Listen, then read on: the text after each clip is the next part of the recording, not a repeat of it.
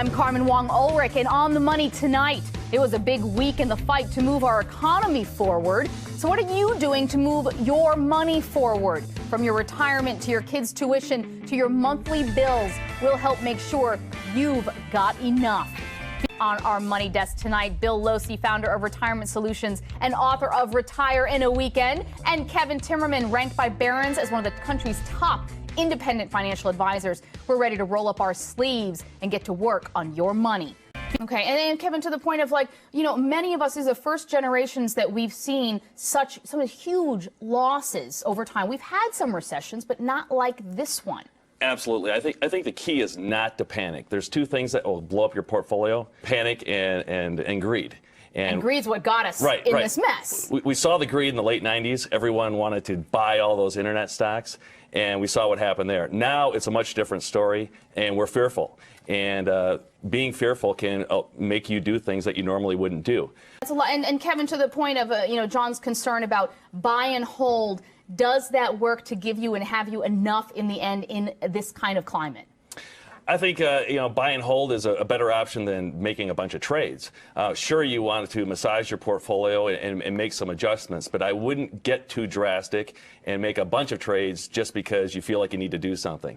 I think if people want to do something, they should sit still and let everything play out. Let's head to Florida, where Mike is on the money line. Mike, you want to make sure also that you have enough money for retirement. Yes. Hi, Carmen. I love this show. Yeah. Carmen, let me give you a little history. I came out of a divorce 4 years ago, and I was able to keep my 401k, though I hadn't been putting any money in it because of the trouble. I started an S-Corp at the same time, and now the S-Corp has generated a lot of cash. I changed jobs 1 year ago and had to move the 401k to an IRA. Well, it did really well for the 15 months, but the renewal rate is so low, I just took the penalty hit, I cashed it out, and I find myself sitting on a substantial amount of cash money. And my question is, what now? Okay, so you've been sitting on that money. Where is that money now, that cash money? It's in a money market down at my bank. Okay. So you want to get back in, because the key here, Mike, I think is, and these guys are going to tell you, to have enough, you got to get in the market. Absolutely. Mike, you hit the jackpot. Having money in cash the last 15 months, that's fantastic. Very lucky man. You watched it go down, but now's the time to get in. It's tough. So, Kevin, you think, he should get someone to help him? Yeah, Mike, you're not alone. Most people should not manage their own money. We're way too emotionally attached to our money. And that's for sure. Yeah, and I have a lot of clients that are doctors, and I often ask them, would you do surgery on your own child? The answer is no.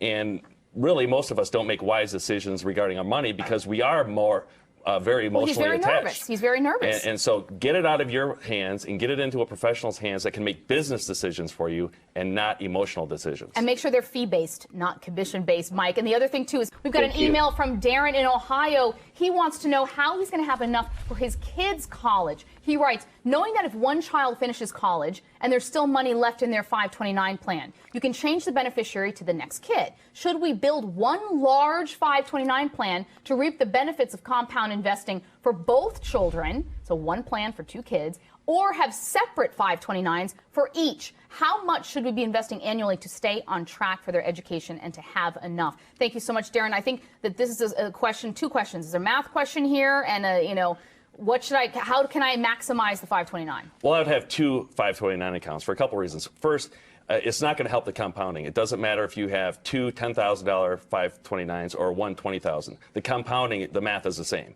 What I'd also do is keep the accounts separate for your children, because in a lot of states you can get a tax deduction per beneficiary. So you want to make sure you take advantage of that. And I think just administratively, it'll be a lot easier for you to have the two children separate. I'm Carmen Wong-Ulrich, and on the money tonight, we've got a great money desk working for you tonight. Kevin Timmerman, ranked by Barron's as one of the country's top independent financial advisors, and Barry Glassman, a certified financial planner named by Barron's as one of the top country's best financial advisors as well. Together, we are ready to roll up our sleeves and help you make the most of your money. And Kevin, we got a lot of people asking, is long-term investing dead? If we've lost in a race 12 years, what's it worth? But you have this great now, the tree. Yeah, it's all about the tree. You got to stay long-term. We can't panic here. We can't worry about all the noise that we hear every day. It's hard to ignore it. It's pretty loud right now. But yeah, getting back to the tree. planting a tree is like investing. And we're not going out in our backyard every day and checking on the tree and making sure it's okay. Is it growing? It will be okay. And I also want people to remember that the last day of the bear market is the first day of the bull market. So it will be here. We just won't see it coming. And you want to be a part of it Absolutely. when that happens. Now let's go to Iowa, where Dennis is on the money line. Dennis, talk to us. Yeah, I got a question about my 401k. I've always followed the rule of 100. I've always been diversified, doing pretty much everything I thought was expected. And back in November, I got pretty, just sick and tired like everyone else. Just thought, I just feel defenseless. I want to do something. So I looked at my account and decided to put more money into my guaranteed accounts, for the short term until I can kind of see what's going on. And since then, I've changed them back and went to my usual, roughly around 30% in the guaranteed market. And now I'm looking at it saying, okay, is now the time when I should be transferring those funds back in the market since it's down so low? Or is there something I should be looking for in the market that's going to tip me off here? Well, maybe not in the market, but at yourself, because I see that you are a youngish 39, Dennis. So I think that's part of the key here, Kevin. And I also see you're from Iowa. It's always good to talk to someone from the Hawkeye State. Go Hawks. Dennis, you're too young to be in a guaranteed account. To me, guaranteed accounts guarantee one thing. You're going to lose money. And you say, how am I going to lose money in a guaranteed account? Well, when you factor in taxes and inflation, you're losing purchasing power. And the way you want to think about it is, do you want security today or security tomorrow? The guaranteed account will make you feel nice and secure today. But when you're 75 years old and you've run out of money because your money hasn't compounded, you're going to have a lot of insecurity in your later years. And to me, that's more scary than a volatile stock market. That is. I think it's really scary. And I think if we're looking long term, that's what's really frightening.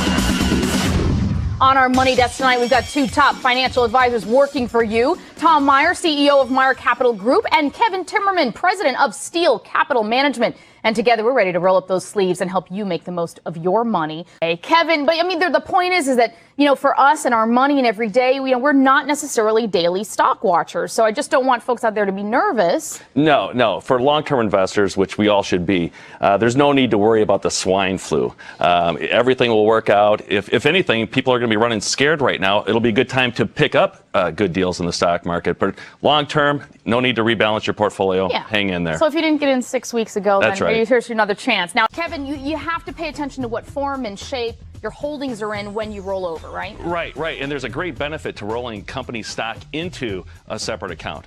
If your company stock has appreciated above its cost basis, you can transfer the stock into a personal account. You pay ordinary income on the cost basis, and then you don't pay any more taxes until you sell the stock, and you pay capital gains rate on that appreciation. But his is below. His is below, so now the matter is, do you want to keep this stock? If you want to keep it, sure.